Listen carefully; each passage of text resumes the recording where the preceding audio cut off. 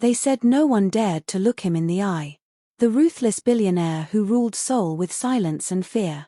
But one night, a woman with nothing but courage in her voice broke his empire's quiet. And in that single moment, the man who owned the city met the one soul he couldn't control. Before we start, type your country in the comments, let's see how big the family's getting. The rain came down in thin silver lines, slicing through the Seoul skyline like threads of light. Inside the glass tower of Hantech Global, everything was still except for the man standing by the floor-to-ceiling window.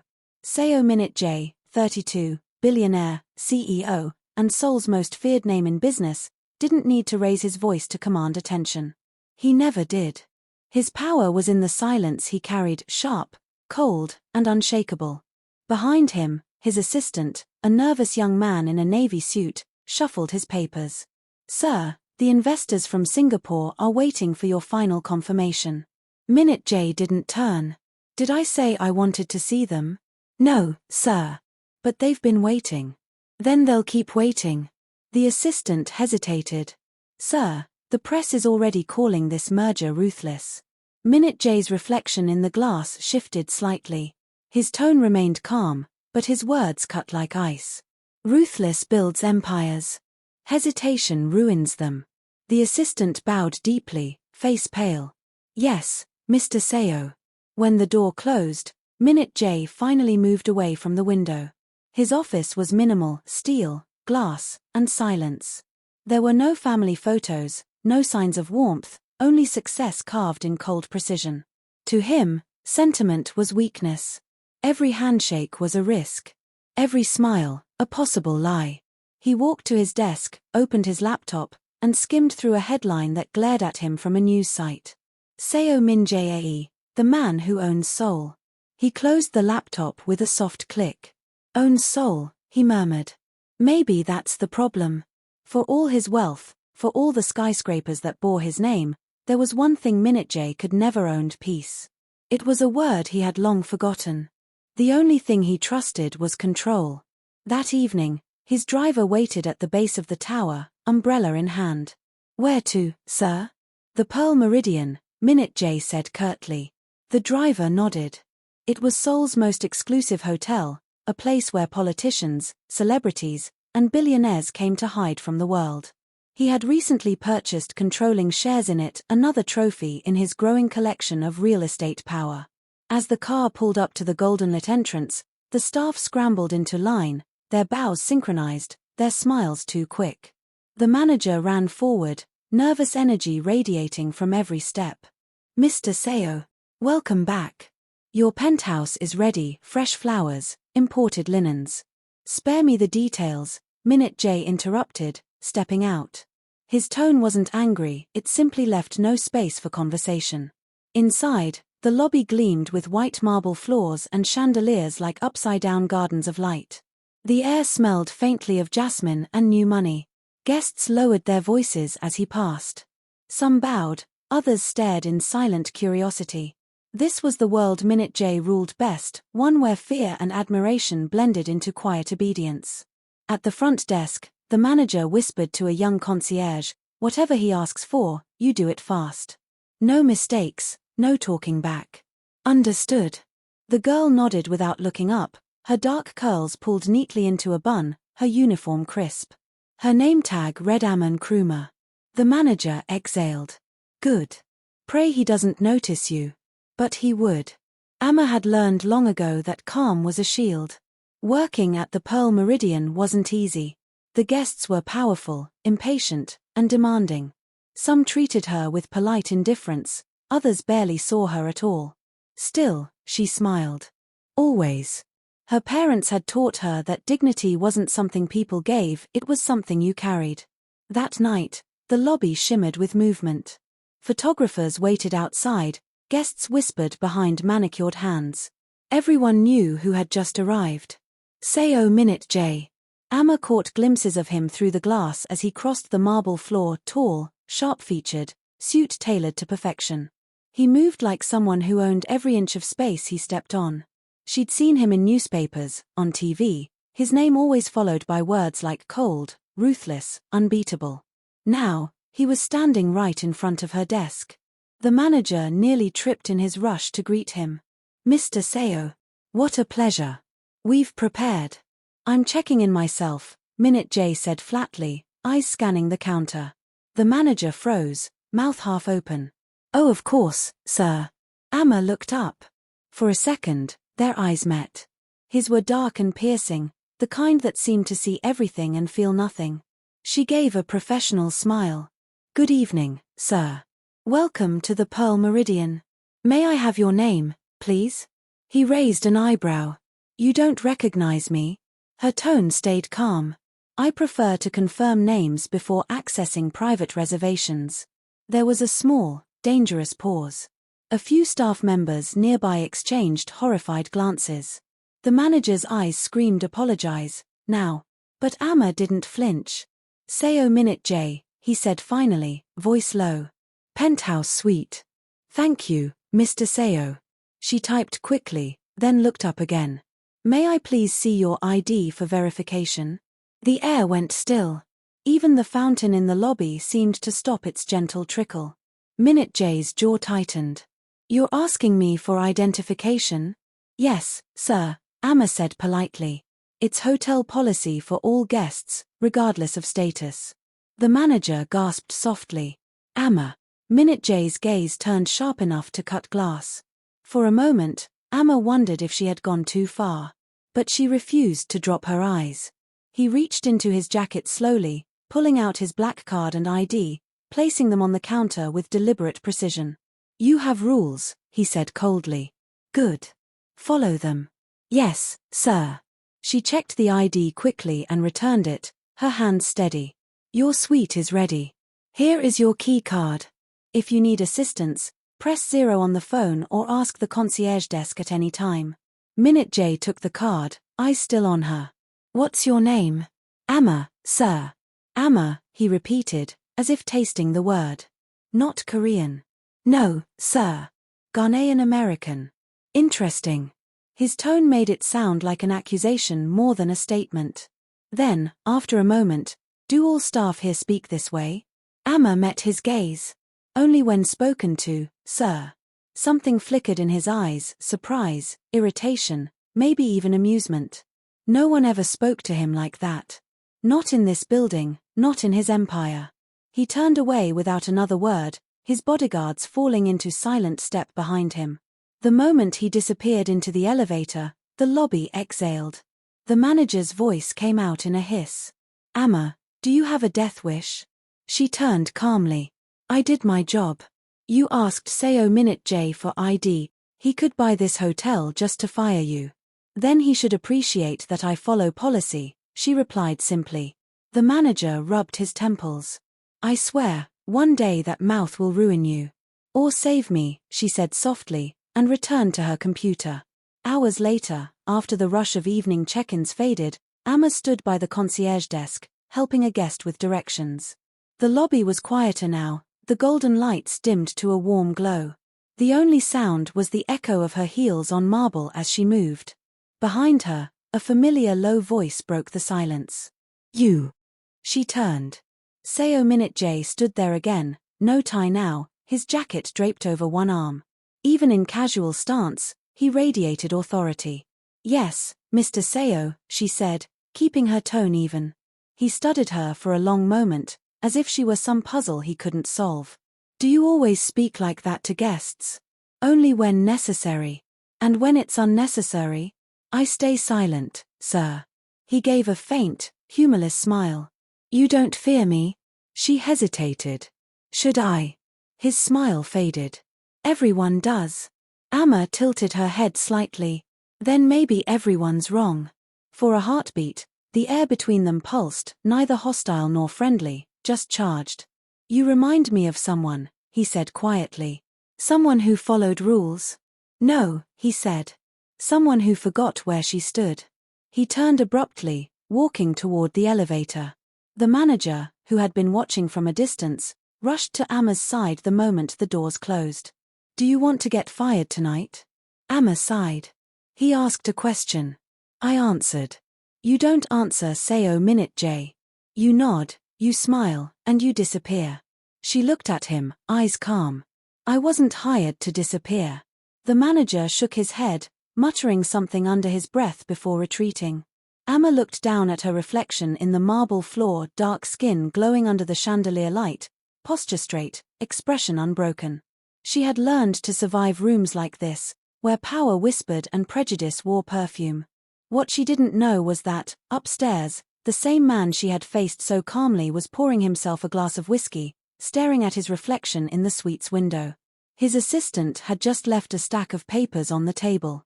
Memos, contracts, merger updates, everything that usually held his attention. But tonight, all he could think of was a voice that didn't tremble. It's hotel policy, sir.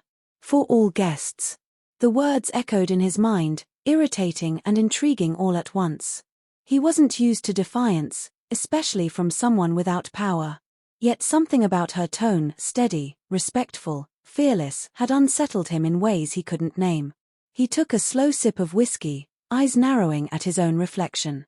Interesting indeed, he murmured.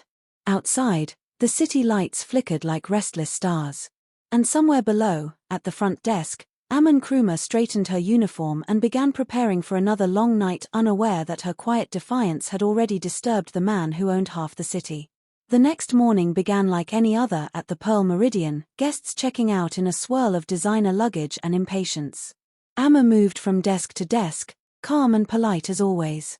But behind her quiet efficiency, her thoughts kept circling the same man. Seo Minute J. The billionaire whose name made people whisper. The man who had looked at her last night as if she'd broken some invisible rule. She pushed the thought aside and focused on work. A delivery needed signing, a family needed directions, a couple wanted dinner recommendations. The day rolled on. Then the doors opened, and every conversation in the lobby seemed to die. He was back. Minute J entered in a tailored charcoal suit, phone pressed to his ear, his expression like carved stone. Two assistants trailed behind him, their tablets glowing with data. Even the air around him seemed to shift, charged, uneasy. Amma straightened automatically, hiding her surprise. She had assumed he was only staying the night. Sir, welcome back, the manager said, practically running to him. Did you forget something? Minute J ended his call, slipping the phone into his pocket. A meeting, he said curtly. In your East Conference lounge. I trust it's ready. Of course, sir. Right this way. The manager turned, then paused. Amma. Coffee service for Mr. Seo's meeting. Immediately. Yes, sir, Amma replied. Minutes later, she entered the lounge, a glass-walled room overlooking the city. Inside sat Minute J and three men in expensive suits. Their laughter was forced, their smiles tight. The smell of competition filled the air. Amma wheeled in a tray with coffee, pastries, and crystal water bottles. She set the cups quietly, never interrupting the discussion. Her hands were steady, her steps precise. One of the visiting businessmen glanced at her and smirked. Impressive service, Mr. Seo, he said in English. Even the staff here look imported. Minute J's eyes flicked to him briefly, but he said nothing. Amma's lips tightened. She understood English perfectly, of course, but she said nothing. She poured the coffee with quiet dignity. The man continued, leaning toward Minute J. You have taste. I assume they're trained to smile no matter what we say.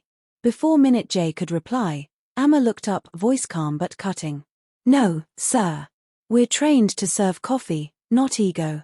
The room went still. The businessman froze mid-sip. His smile vanished.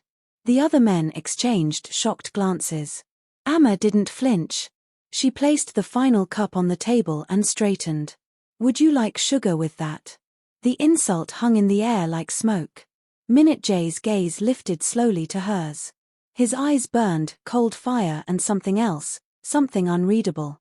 You may leave, he said quietly. Amma inclined her head. Yes, sir. She wheeled the tray toward the door, her posture perfect. The moment she left, one of the businessmen burst out laughing. You hire bold ones, Seo. I'll give you that. Minute J's face didn't move. She doesn't work for me, he said flatly. She works for the hotel. And I don't recall asking for your opinion on my staff. The man's grin faltered. I meant no offense. Then learn to speak without giving it, Minute J said, voice like steel. The meeting limped on for another hour, but Minute J's mind wasn't on the numbers. Every so often, his gaze flicked toward the door she had walked through. He couldn't decide if he was furious or fascinated. No one had ever spoken to one of his guests like that. No one had ever risked their job for the sake of dignity. And the worst part? She'd been right. When the meeting finally ended, he dismissed his assistants and went searching. He found her in the staff corridor, refilling the coffee machine. You, he said. Amma turned, startled. Mr. Seo. Do you realize what you just did? I served coffee, she said simply. He took a step closer. You humiliated a man with twice your power and 10 times your arrogance. Amma met his gaze evenly. Then perhaps he'll think twice before using it. For a moment, silence pressed between them. The hum of the vending machine was the only sound. You enjoy testing limits, he said finally. I don't test them, she replied softly. I just don't accept unfair ones. His expression barely changed, but his eyes betrayed something: amusement. Admiration? He couldn't name it. He only knew that her calm confidence unsettled him in ways no boardroom ever had. Careful, Miss Amma, he murmured. Not everyone you defy will be as patient as I am. With respect, sir, she said, you don't seem very patient. A muscle ticked in his jaw. Then, unexpectedly, he laughed, low and brief, the sound strange in his own throat. Point taken. He turned and walked away, leaving her staring after him, more confused than afraid. The billionaire who frightened everyone had just laughed. Word spread through the Pearl Meridian faster than spilled coffee. By noon, every staff member had heard about the girl who corrected Seo Minute J. In the staff lounge, whispers circled. She talked back to him. And she's still alive. I heard he actually laughed. Amma ignored the gossip, cleaning her tray in silence. But her heart wasn't as steady as her hands. She replayed the morning over and over, the businessman's smug face, her own words, and the way Minute J had looked at her afterward. Not angry. Not exactly. More like he was curious. The manager stormed in, his tie askew. Amma, what on earth possessed you? I didn't insult him, sir. You insulted his guest. Which is the same thing. She met his furious stare. He insulted me first. The manager threw up his hands.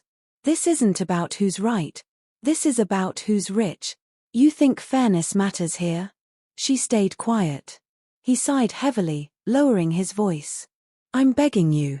Don't make this harder for yourself. Just apologize. Please. Before she could respond, a calm voice came from the doorway. That won't be necessary. They both turned. Minute J stood there, leaning lightly against the frame, hands in his pockets. His presence filled the room like a quiet storm. Mr. Seo, sir, the manager stammered. We were just. I heard. Minute J interrupted. She's not fired. Amma blinked. Sir. He looked at her, expression unreadable. You spoke the truth. That's rare.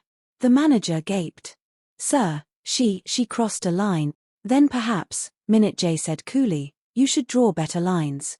The manager fell silent, unsure whether to bow or disappear.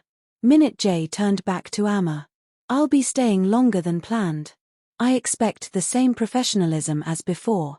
Of course, she said, her voice steady. And one more thing. His eyes held hers for a heartbeat. Don't let small minds teach you fear. He left as quietly as he'd entered, the echo of his shoes fading down the hall. Amma exhaled slowly. The manager's jaw hung open. You just got protected by Seo Minute J. I didn't ask him to, she said, more to herself than to him. But inside, something was shifting. For the first time since she'd started working at the Pearl Meridian, she felt seen not as a uniform, not as a servant, but as a person. Later that day, Rain returned to Seoul, tapping gently against the lobby windows. Amma was stationed at the front again, greeting guests. The routine soothed her. Until she noticed him. Minute J stood near the elevator, speaking softly to someone on the phone. He wasn't wearing his usual guarded expression. He looked tired. Human. She tried not to watch, but when their eyes met, he ended his call and walked toward her. Busy day? He asked. Yes, sir, she said carefully. A few late arrivals. He nodded. I imagine working here requires patience.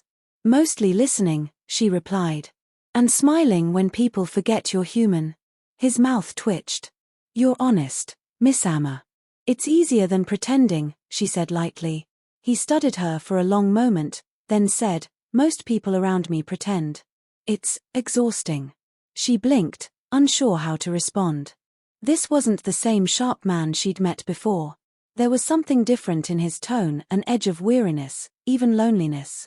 You could change that, she said quietly. He raised an eyebrow. How? By letting people talk to you like one. For a second, she thought he might be offended. Instead, he gave a faint, almost genuine smile. You're braver than you look. I get that a lot. He glanced toward the rain-streaked windows. Have dinner sent up to the penthouse. For two. She hesitated. For two, sir? Yes. You'll join me. Sir, I'm staff. I can't. You can, he said simply. Because I'm telling you to. Her pulse quickened. Every instinct told her to refuse, to keep the professional line clear. But his voice held no threat this time, only quiet certainty. I'll think about it, she said finally. He inclined his head. Fair enough. Then he walked away again, leaving her heart pounding behind the counter. That evening, Amma finished her shift but didn't go home. She found herself in the staff break room, staring at her reflection in the mirror. Why was she even considering it? Having dinner with the most powerful man in the city. The one everyone feared. But then she remembered the tired look in his eyes, the hint of sadness under all that arrogance. Maybe, she thought, he wasn't as untouchable as he seemed. When she finally stepped into the elevator, her hands trembled slightly. The ride to the penthouse was silent and smooth. When the doors opened, he was already waiting, no jacket, sleeves rolled up, a bottle of wine open on the table. You came, he said quietly. You didn't leave much room to refuse, she replied. He smiled faintly. True. The suite overlooked the entire city, lights shimmering like fallen stars. A table was set for two, simple but elegant. Amma hesitated before sitting. Minute J poured wine into her glass. Don't worry. It's not an interview. Then what is it? A conversation, he said. Something I haven't had in a long time. They ate quietly at first, the soft hum of rain the only sound. Then he asked, why do you work here? It's honest work, she said. I meet people from everywhere. I send money home to my mother in Accra. He nodded slowly. You miss it. Every day. But here, at least I'm seen. He looked at her, something heavy in his gaze. You think I see you? I think you're trying, she said gently. He exhaled, almost a laugh. No one talks to me like that. Maybe they should. He leaned back, studying her. You remind me of the sea. She blinked. The sea. Calm until provoked. Then unstoppable. For the first time, she smiled. I'll take that as a compliment. It is, he said, and looked away. Don't let me ruin that.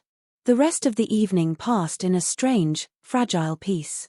When she finally stood to leave, he didn't stop her, only said, tomorrow. Same time. She hesitated at the door. Are you sure that's wise, sir? No, he admitted. But I've never cared much for wise. The elevator doors closed, and Amma leaned back against the wall, breath unsteady. She knew she was stepping into dangerous territory. Yet for reasons she couldn't explain, she wasn't afraid. Upstairs, Minute J watched the rain slide down the glass. He should have felt in control, but all he felt was something he hadn't known in years. Alive. The next morning, the Pearl Meridian buzzed with invisible electricity. Everyone knew that Amma had dined with SEO Minute J.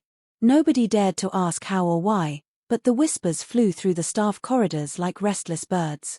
Amma ignored them. She focused on straightening brochures at the concierge desk, pretending her heart wasn't still caught in last night's storm of conversation and glances. Minute J had been different. Not soft, not kind exactly, but human. She wasn't sure what that meant for her or for him. The elevator doors opened, and the whispering stopped. Minute J walked into the lobby in a dark blue suit that looked hand-stitched by confidence itself. Behind him, 2 assistants carried sleek tablets. The manager nearly stumbled in his rush to greet him. "Mr. Seo, how was your evening, sir?" "Productive," Minute J said. His eyes moved past the manager, landing directly on Amma. "Miss Amma." A word. A few gasps rippled behind the counter. Amma forced her voice steady. "Yes, sir." He gestured toward the quieter lounge area. "Walk with me." As they moved across the marble floor, heads turned. The silence followed them like a shadow. He spoke first. "You're off duty tonight?" "Yes, sir." "Good. You'll accompany me to the charity gala at the art hall." Amma nearly stopped walking. "Sir, I can't." "You can," he said, tone even but final. "I require a liaison from the Pearl Meridian. Someone who doesn't faint when spoken to." "That's not exactly part of my job," she said. "Then consider it a promotion for the evening." She stared at him. "People will talk." "They already do," he replied. "At least now they'll talk for a reason." Amma exhaled, shaking her head slightly. "All right. But I'm not wearing a uniform." A faint smile tugged at his mouth. "I'll have something arranged." He started to turn away, then paused. "And Amma, don't look so worried. You faced worse yesterday." "I wasn't standing beside a billionaire in front of cameras yesterday." He looked back over his shoulder, eyes glinting. "Then you'd better learn quickly." That night, a black car waited outside her small apartment building. Inside lay a dress box wrapped in silver ribbon. She opened it carefully, an elegant black gown, simple but breathtaking. Nothing too loud, nothing too timid. On top of the dress was a note, written in neat handwriting. "Don't flinch. SM." Amma almost laughed. He knew her too well already. She dressed quietly, twisting her curls into a low bun and adding simple earrings. As she stepped outside, the driver opened the door and said, "Mr. Seo is waiting." When she entered the car, Minute J turned to look at her. For once, words didn't come immediately. "You clean up well," he said finally. Amma smiled faintly. "So do you, sir." He looked away quickly, as if the compliment had unsettled him. "No sir tonight. Just Minute J. I work for you." "Not tonight," he murmured. "Tonight you stand beside me." The city passed in glittering streaks outside the tinted windows. Amma stared out, wondering what exactly she was walking into.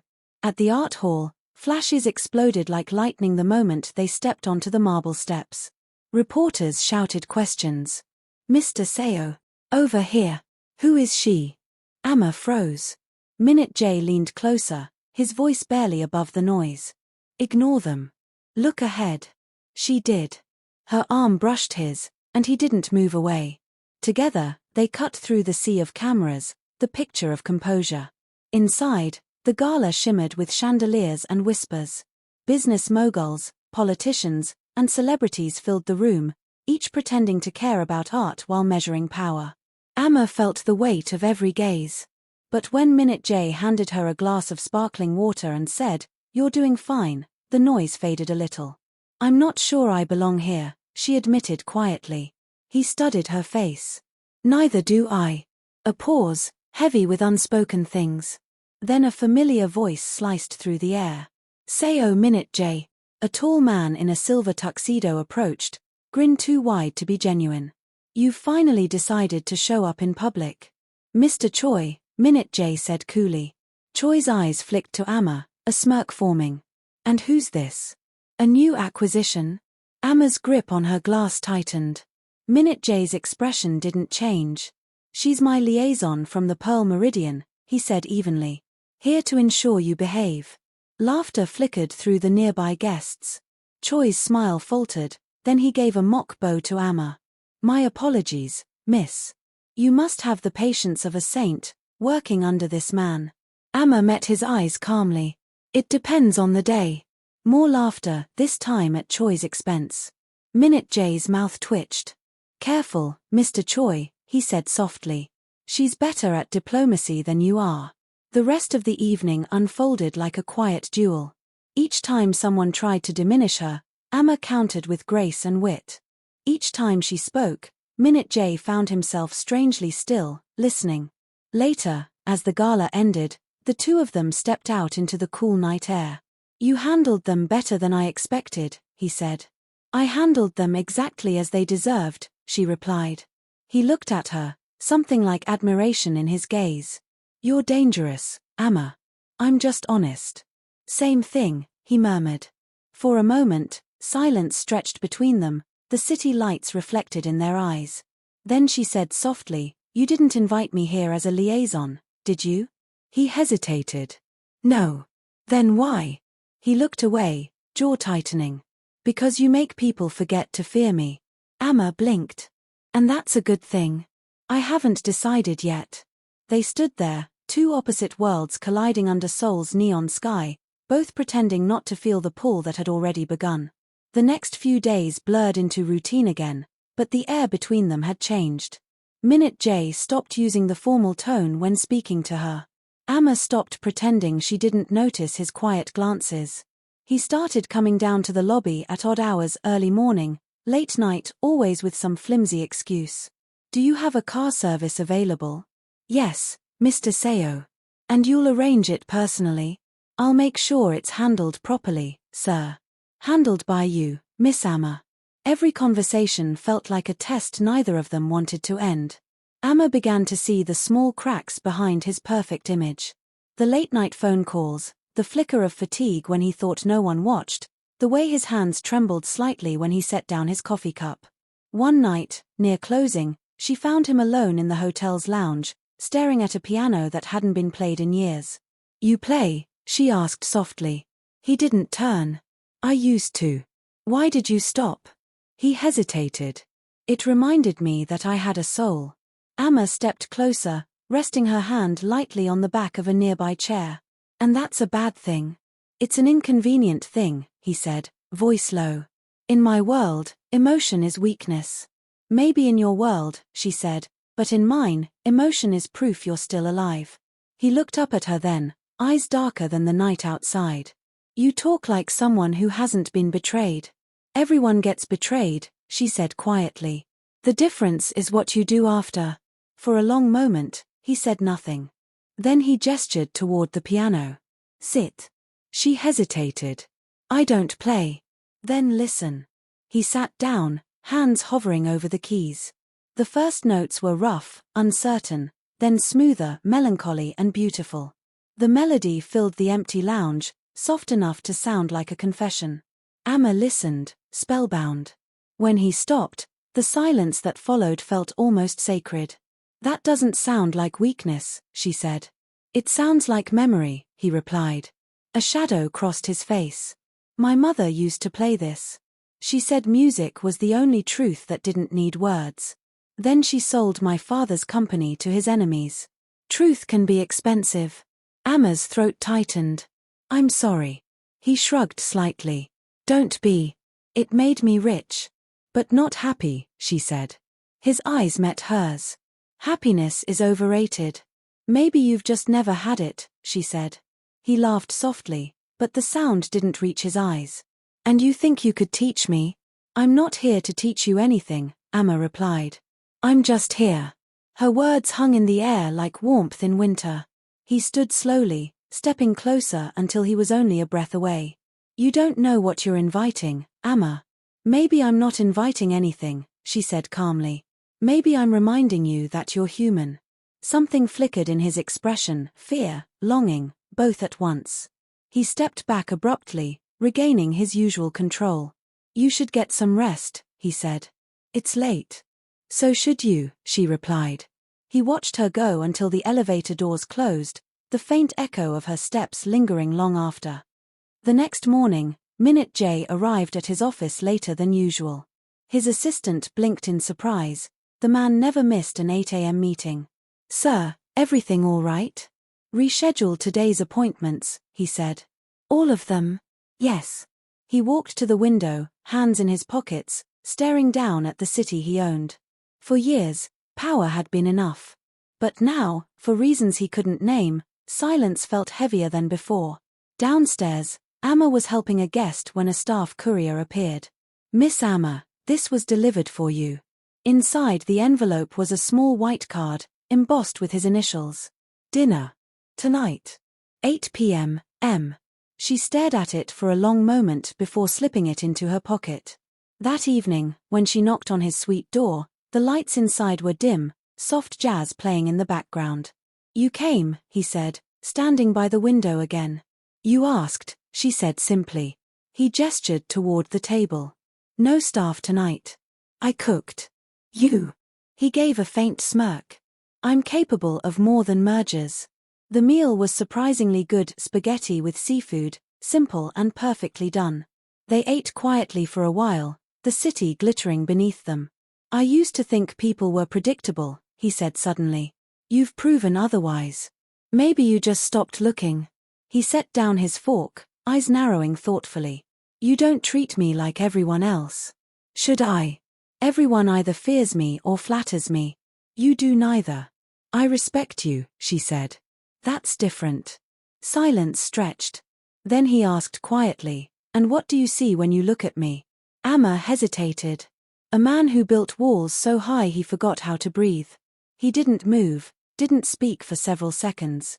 Then, softly, "And you? What about me? What do you hide behind?" She smiled faintly. "Hope. It's cheaper than fear." For the first time, he laughed, not sharp, not cruel, but real. "Maybe that's what I've been missing," he said. "Hope. Someone who isn't afraid to hand it back to me." The air between them shifted, heavy with something unspoken. Outside, the rain began again, tracing silver paths down the window. He poured her another glass of wine. "To inconvenient emotions," he said. Amma raised hers. "And inconvenient people." They clinked glasses lightly, their eyes meeting over the rim. For a moment, Seoul faded away, the towers, the noise, the past. There was only the quiet, fragile thing neither dared to name, growing slowly between them. The Pearl Meridian's ballroom glowed with golden light that evening. It was hosting a private corporate dinner, one of those glittering gatherings where power disguised itself as civility. Amma had been assigned to manage the event's VIP tables. The moment she read the list of attendees, her heart sank. Seo-Minute-J's name was printed at the top, in letters that carried weight and warning. She hadn't seen him for several days. Their last dinner still lived somewhere in her mind, his quiet laughter, his guarded eyes, the way he'd said hope as if it were a foreign language he was trying to relearn. She told herself tonight would be ordinary. She was wrong. By 8, the ballroom brimmed with expensive perfume and sharp suits. Minute J entered through the glass doors, immaculate in a grey tuxedo. His presence altered the room's air, every voice softened, every smile sharpened. 2 executives flanked him, laughing too loudly, too eagerly. Amma stood near the buffet table, clipboard in hand, forcing calm into her posture. She hadn't expected him to look her way, but he did. For a fraction of a second, his gaze caught hers across the crowd, steady, unreadable. Then he looked away. The dinner began smoothly. Amma circulated among the tables, refilling glasses, checking details. Then, halfway through, she heard laughter, rough, mean-spirited laughter, from table 7. Minute J sat there with his 2 executives, both already half drunk. "Come now," one of them said loudly, slurring his words. "You really brought her here, the famous waitress? What's next? Seo an employee for every meal." The other chuckled. "Maybe he likes obedience. They're trained for it, aren't they?" The words hit the room like a slap. A few guests shifted uncomfortably, most pretended not to hear. Amma froze for half a heartbeat, then stepped forward, setting a fresh bottle of water on the table. Her voice was even. "Gentlemen, please lower your voices. Other guests are dining." The first man sneered. "We're paying for this table. You're paid to listen." Something inside her clenched, but her face remained calm. "Respect goes both ways, sir." The laughter died. Both men turned to her, affronted. "What did you say?" Before she could repeat it, Minute J's voice cut through the silence. "She said you're rude." Every head turned. His tone wasn't loud, just controlled, dangerously so. "Mr. Seo," one of the men began. Minute J leaned back in his chair, swirling his wine lazily. "You insult my staff, you insult me. And I don't tolerate insults." The room went still. Even the chandeliers seemed to hold their breath. Amma's pulse thundered. She looked at him, stunned. There was no mockery in his eyes now, only quiet fury. The executives stammered apologies, fumbling for excuses. Minute J set his glass down. "Enough. Leave. Sir. Now." They stood, red-faced, muttering as they left under the weight of every gaze in the room. Silence lingered. Then, slowly, conversation resumed, a ripple of disbelief and curiosity sweeping through the crowd. Amma gathered herself, turning to leave, but Minute J's voice stopped her. "Stay." She froze. He looked up at her. "Bring another glass." The wine's wasted without someone worth drinking with. Her breath caught. Every instinct screamed at her to walk away, to keep the lines clear, but his tone held no command, only quiet exhaustion. She fetched a glass. He poured the wine himself, half smiling. "To courage," he said softly. She hesitated. "To respect," she replied. They clinked glasses. The sound was small, but it silenced the last of the whispers. For the rest of the night, they spoke little. Yet the room revolved around the tension between them, a billionaire who had just defended a waitress, and a woman who had refused to bow. When the dinner finally ended, Amma excused herself and stepped into the cool hallway outside. Her hands trembled slightly. She wasn't used to gratitude from men like him. Moments later, his footsteps echoed behind her.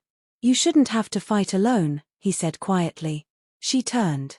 "And you shouldn't have to defend what's right, it should already be expected." He looked at her for a long moment. "You think the world still works that way?" "No," she said. "But maybe it can start somewhere." His lips curved, the faintest smile. Maybe it already did. 3 nights later, Seoul glittered under clear skies. The city hummed with restless energy, unaware that inside the Pearl Meridian, something fragile was beginning to shift. Amma was finishing her shift when she received a call from the front desk. "Miss Amma. Mr. Seo requested your service for dinner, private suite, rooftop restaurant." Her pulse skipped. "He requested me specifically?" "Yes, said no one else." She almost said no. She almost convinced herself to send another server. But curiosity, stubborn and quiet, pushed her feet toward the elevator. The rooftop restaurant was empty except for him. The city spread below, neon reflected in glass and steel. A single table was set beside the terrace railing. Minute J stood beside it, hands in his pockets. "I wasn't sure you'd come." Amma approached, keeping her composure. "I work here, remember? You didn't have to accept." "Then maybe I wanted to see if billionaires eat differently when no one's watching." He laughed softly. "I don't. I just enjoy silence more." A waiter poured wine and vanished, leaving them alone. For a while, they ate in quiet. The food was flawless, grilled sea bass, lemon sauce, roasted vegetables, but Amma barely tasted it. She kept noticing the way he looked at the city rather than his plate, as if searching for something he'd lost long ago. "You hate crowds," she said. He glanced at her. "You noticed. You hide it well. Most people think you like being worshipped." He smiled faintly. "Worship is dull. People bow because they're afraid, not because they respect you. Fear's louder, but it doesn't last." She tilted her head. "So what does last?" "Truth," he said. "Even when it hurts." They sat quietly again. Then she asked, "What about the men from the other night? You embarrassed them in front of half the city. They embarrassed themselves. Still, they'll come after you for it." "I'm used to enemies." "And friends?" she asked. He met her eyes. "I stopped keeping those. They cost more." The words hit her harder than she expected. For the first time, she saw the loneliness behind his strength, the price of being feared. She set her fork down. Maybe not everyone wants something from you. He looked at her for a long moment. And what do you want from me, Amma? She held his gaze. Nothing. Everyone wants something. Then maybe I'm no one. A small silence fell between them, soft but charged. He leaned back, studying her. You know, you're the only person who talks to me like this. Maybe others are smarter, she said lightly. Or maybe they're cowards. She smiled faintly. And you like that I'm not? I don't like it, he said. I need it. Her heart stuttered. The honesty in his tone was too raw. He looked away first. I spent years building an empire so high I could never hear the truth from below. And then one night, someone at a front desk asked for my ID. Amma's breath caught. That moment, he continued softly, was the first time in a long time I remembered what decency sounded like. The city's wind picked up, brushing past them. She didn't know what to say, so she said nothing. He rose suddenly, walking to the edge of the terrace. People think power protects you, he said, looking out at the skyline. It doesn't. It isolates you. Amma joined him, the city lights painting their faces gold and blue. Then maybe you should stop building higher walls. He turned to her, so close she could see the faint lines at the corner of his eyes. What if I don't know how? She met his gaze, steady. Then learn. Start small. He gave a short laugh. With what teacher? She hesitated, then said quietly, with someone who isn't afraid of you. Their eyes held. For a long moment, neither moved. Then lightning flashed far away over the river, painting the clouds silver. The first drops of rain began to fall. Looks like we're trapped, she said softly. He smiled, a real, unguarded smile. Good. They stayed as the rain fell harder, their laughter lost to the sound of it hitting the terrace glass. For once, he didn't care who saw. Later, when the rain slowed and the city blurred beneath mist, he walked her to the elevator. Thank you, he said quietly. For what? For not being silent. She smiled. Someone has to speak, Mr. Seo. He paused. I told you. It's Minute J. She hesitated, then said softly, Good night, Minute J. He watched the elevator doors close, the echo of her voice following him back into the empty suite. He poured himself a final glass of wine, but instead of the city, he saw her reflection in the window, eyes bright, spine straight, refusing to bow. For the first time in years, the silence around him felt less like armor and more like the space before a heartbeat. The rain came harder that night than the city had seen in months. Seoul glimmered under it, neon bleeding through fog and thunder rumbling in the distance. Inside the Pearl Meridian, the guests rushed for shelter, their umbrellas dripping across marble floors. The hotel staff hurried to close the terrace doors and keep the flood out. Amma worked late, helping where she could. The storm had cut power across half the city, and though the hotel ran on generators, it felt different, quieter, older, almost intimate. By the time the lobby emptied, only the soft hum of emergency lights filled the space. Amma leaned against the counter, tired but restless. She glanced at the clock. Almost midnight. Then she saw him. Seo Minute J stepped out of the elevator, his hair slightly damp, his jacket off, sleeves rolled to his elbows. His usually polished image looked softened by the storm. You're still here, he said. Someone has to close up, Amma replied. The manager went home before the rain got worse. He nodded slowly. You don't mind storms? I don't mind what I can't control, she said. A small smile touched his lips. That explains a lot. He walked closer, glancing at the rain streaking across the glass walls. This city looks better in chaos. Amma crossed her arms. That's because chaos doesn't pretend. He looked at her then, really looked. The light was dim, flickering gold against her face. You always say things like that. Only when people listen. I'm listening. Then maybe you should sit, she said, gesturing toward the lounge area. He followed her there. For a few moments, they listened to the rain together, the thunder echoing like slow drums. Do you ever miss home? He asked quietly. She nodded. Every day. What's it like? Loud, she said with a faint smile. Warm. People argue in the streets, children laugh for no reason. It smells like food and red dust. It feels alive. He turned the glass in his hands. Sounds peaceful. It's not. But it's honest. Silence stretched between them again. Then she asked, "And you? Do you miss anything?" He hesitated. "No. Nothing." He looked toward the storm, eyes distant. "When I was younger, my father told me never to look back.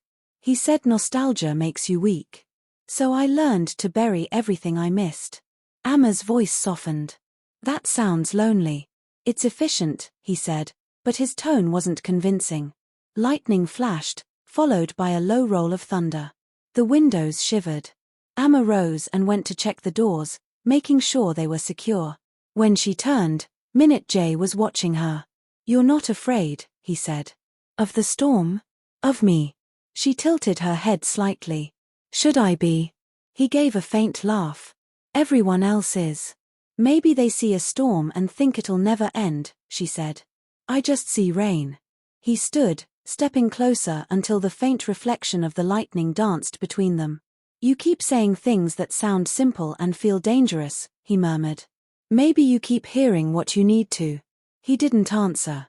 His hand brushed the back of the couch, fingers tightening as if he were holding himself still. Outside, the wind howled. Inside, the silence felt alive. Then a crack of thunder shook the windows. The lights flickered and went out. Amma froze, but before she could move, his voice came from the dark. "Stay where you are." A moment later, his phone screen lit up, a small circle of pale light. He found a candle on the counter and lit it. The flame glowed between them, painting his face in warm gold and shadow. He looked at her through it, his voice quiet. "You really don't fear anything, do you?" "I do," she said softly. "I just don't show it." He smiled faintly. "Maybe that's the difference between us. I show nothing because I don't know what to feel anymore." "Then start there," she said. He looked at her, the candlelight trembling. "With what?" "With whatever you're feeling right now." He didn't speak for a long time. The rain pressed against the glass, louder now, relentless. Finally, he said, "I feel like I don't want to be alone tonight." Amma's heart skipped. "You're not." He looked down at the flickering candle, then back at her. "You should go home before the roads flood." "I'll stay until the staff van arrives." He nodded slowly. "Then stay." They sat there until the rain softened. Two people who shouldn't have shared a room, connected by nothing except the quiet honesty of exhaustion. When dawn came, the storm had passed. The city glistened, reborn in light. Amma gathered her things to leave. Before she walked away, he said softly, "Thank you." "For what?" "For being a storm I didn't have to fight." It started the next morning. Amma had barely stepped through the hotel's staff entrance when she noticed the stairs. Whispered voices chased her down the corridor. Her friend Miguel met her halfway, face pale. "You haven't seen it yet, have you?" "Seen what?" He pulled out his phone, scrolling quickly before showing her the screen. A photo filled it, grainy but unmistakable. Seo Minute J and Ammon Krumer, sitting together in the darkened hotel lounge, faces half-lit by candlelight. The headline screamed, "The Billionaire and the Black Concierge, Seoul's Most Unlikely Night." Amma's stomach dropped. Miguel sighed. "It's everywhere. Social feeds, business blogs, even the morning news. They're saying you." "I know what they're saying," she cut in, voice tight. Before she could breathe, the manager appeared, his expression half panic, half fury. "Amma, my office. Now." Inside, he slammed the door shut. "What did you do?" "Nothing," she said firmly. "We talked during the storm. That's it. Do you realize who he is? What this looks like? You've put the hotel in a mess we can't afford." "I didn't leak anything." He rubbed his temples. "The board's furious. They're calling it inappropriate conduct, breach of professionalism." She stepped closer. "You're blaming me for being photographed?" "I'm protecting the hotel," he snapped. Then, softer, "And you. If Mr. Seo denies this, you'll lose everything." Amma swallowed hard. "Let them think what they want. I told the truth." But when she left the office, her hands shook. By noon, Reporters crowded outside the Pearl Meridian. Cameras flashed as guests entered. Inside, staff whispered in corners. At 2 o'clock, SEO Minute J arrived. He didn't sneak through the back or send lawyers, he walked straight through the front doors. The lobby went silent. Every head turned. Every phone lifted. He walked directly to Emma's counter. "You shouldn't be here," she said quietly. "Neither should they," he replied, nodding toward the cameras outside. "People will think." "They already do." The manager hurried toward them, whispering frantically, "Mr. SEO, please, we can handle this." "No," Minute J interrupted. "I'll handle it." He turned toward the glass doors, pushed them open, and stepped into the storm of microphones. The reporters erupted. "Mr. SEO, who is she? Are you in a relationship? Is this your employee?" Minute J's voice cut through the noise like steel. "Her name is Aman Kruma.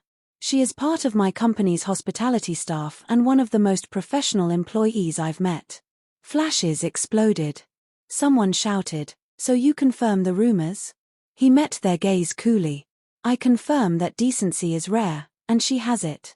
If you want to write something true, write that." Then he turned and walked back inside. Amma stood frozen behind the counter. The manager's jaw had dropped. When Minute J reached her again, he said softly, "Now they'll have to write it." "Why would you do that?" she whispered. "Because silence never protected anyone," he said. He left before she could reply. That night, her phone wouldn't stop buzzing. Messages poured in, some cruel, some curious, a few supportive. She sat on her narrow bed, staring at the city lights outside her window, heart heavy. She had wanted to be invisible, just another face behind a desk. But now she was a story. Across the city, Minute J sat in his office, the same article open on his tablet. His board members had called 3 times, demanding damage control. He hadn't answered. His assistant, nervous, finally asked, "Sir, should we release a statement denying?" "No," Minute J said. "Let them believe it." "But sir." He looked up, eyes calm. "For once, the story isn't a lie." The assistant hesitated, then left quietly. When the door closed, Minute J leaned back in his chair, rubbing his eyes. He had built an empire out of control, but for the first time, he didn't care about losing it. He cared that she would lose hers. The next morning, Amma's suspension notice came. The hotel cited media disruption and violation of policy. She accepted the envelope silently. As she left the building, cameras flashed again. Someone shouted, "Miss Amma, is it true you're dating SEO Minute J?" She kept walking. A black car pulled up beside her. The door opened. "Get in," Minute J's voice said. She hesitated, then climbed in. He looked at her, jaw tight. "They suspended you." She nodded. "It's fine. I knew it was coming." "It's not fine," he said sharply. "I caused this. You didn't take the picture. I made you visible." She met his eyes. "Maybe visibility isn't the enemy." He blinked, surprised. "You're not angry?" "I'm tired," she said softly. "But not angry. People will always talk. Let them." He stared at her for a long moment, then said quietly, "You shouldn't have to be brave all the time." "Someone has to," she murmured. The car drove in silence for a while. Then he said, "There's a house on the river. My family built it before everything fell apart.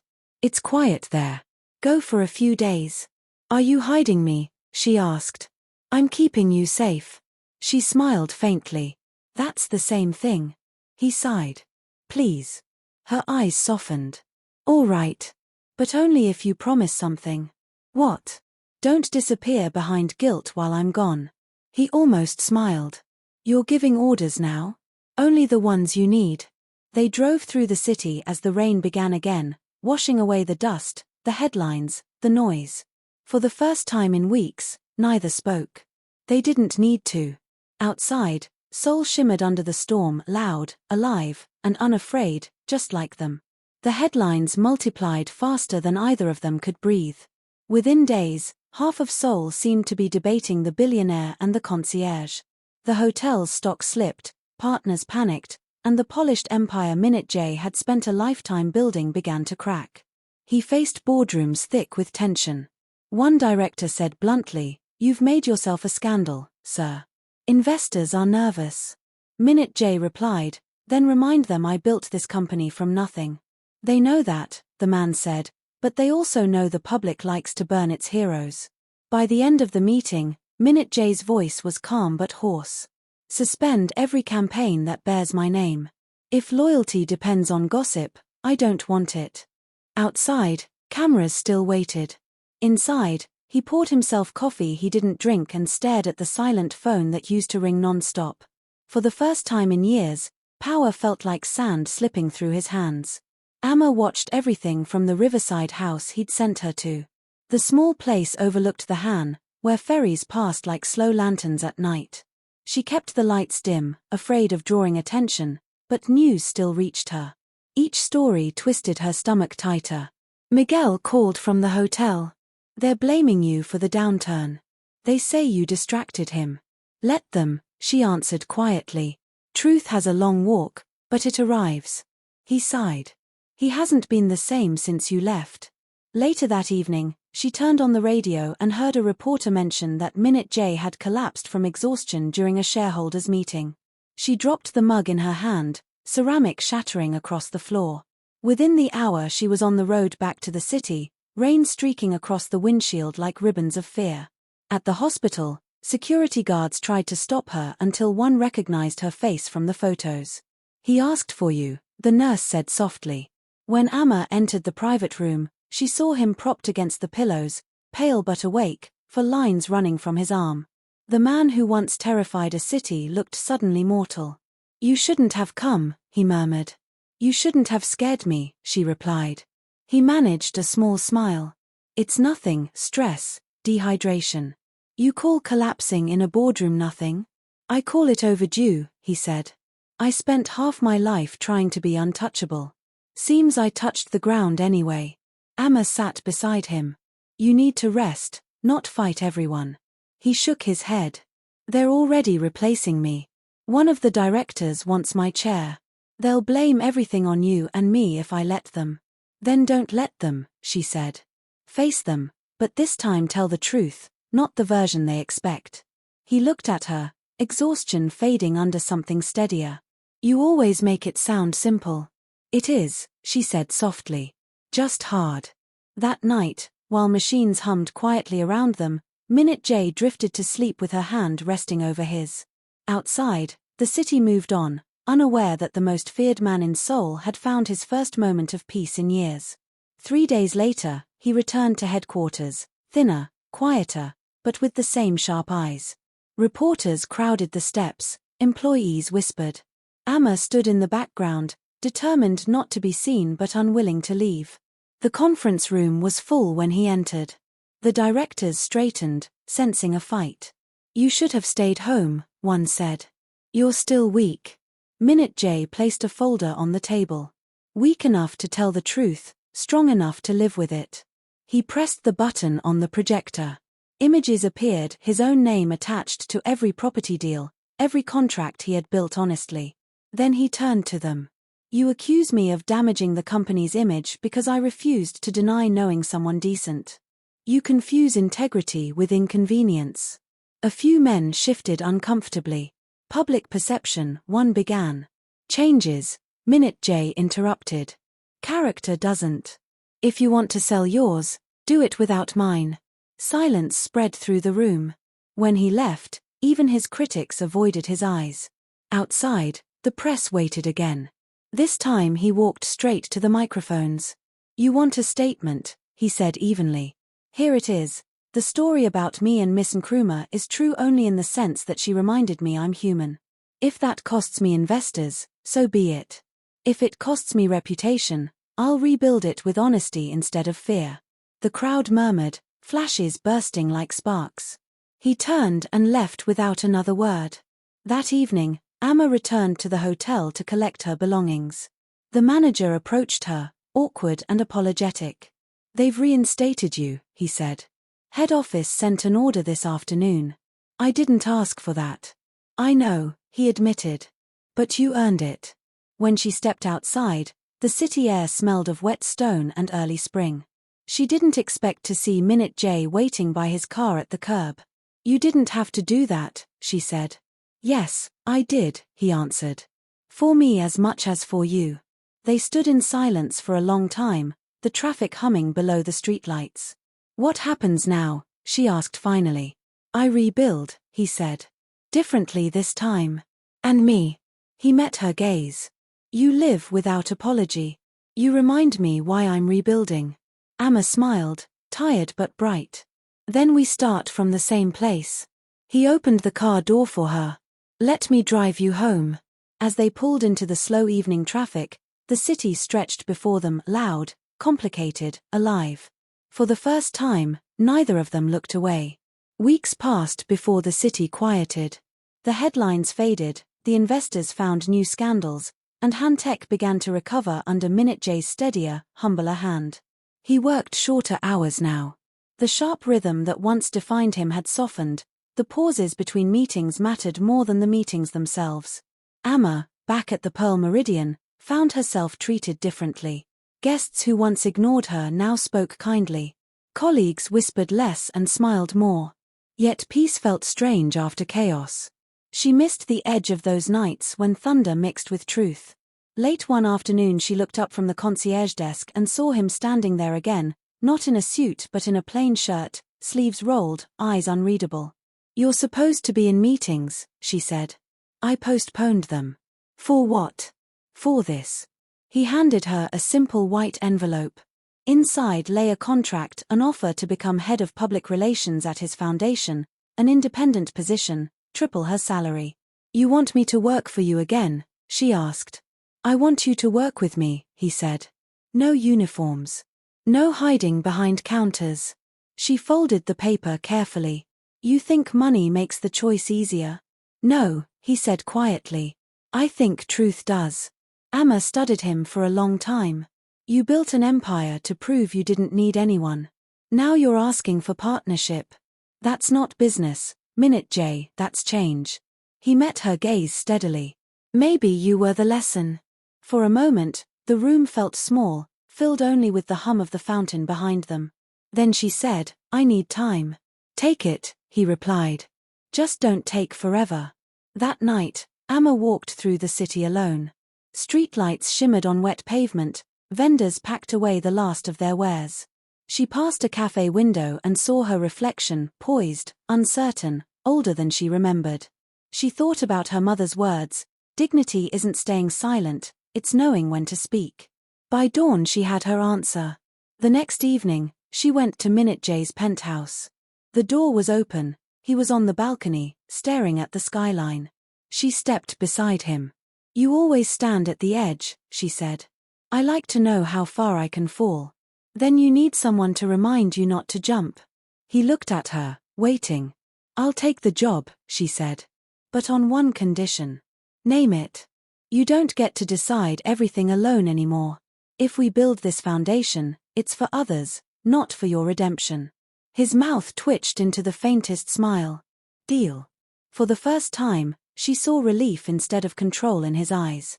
He took it, steady and warm, a handshake that felt like the beginning of something both terrifying and right.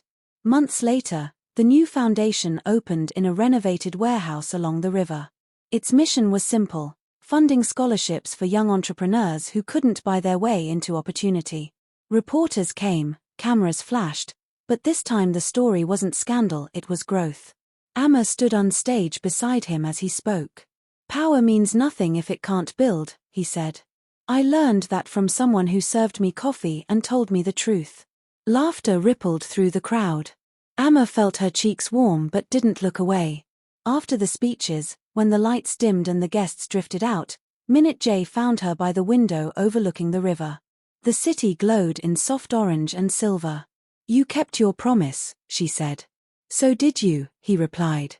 For a while they watched the ferries pass below, quiet, steady. "You ever think about that first night?" he asked. "Every time someone raises their voice," she said with a small smile. "I remember I didn't flinch." "And neither did I," he said. "Not this time." They stood side by side, not as master and employee, not as scandal and survivor, but as two people who had learned to stay standing. When the last light flickered out, he turned to her. "The papers will call this redemption," he said. "What do you call it?" "Life," she answered simply. "The kind you earn." He offered his arm. She took it. Together they walked into the warm night, leaving the city lights to catch their shadows, two shapes moving in quiet rhythm, no longer storm and shelter, just human. Every storm hides a story, and sometimes, love is the calm that follows. If you felt that tonight, don't just scroll away, hit subscribe, leave a red heart hash, and tell me what moment hit you the hardest. Your comment might just inspire the next chapter.